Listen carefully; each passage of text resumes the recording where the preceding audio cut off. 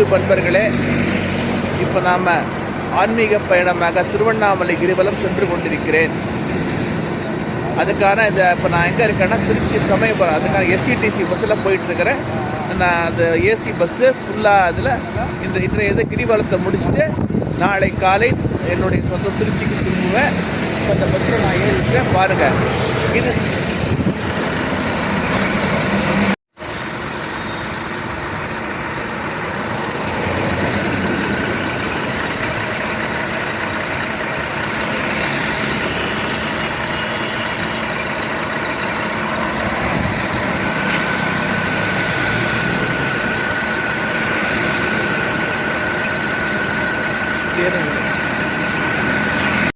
நான் பயணம் செய்கின்ற தமிழ்நாடு அரசு விரைவு போக்குவரத்து கழகம் திருவண்ணாமலை ஸ்பெஷல் வண்டி.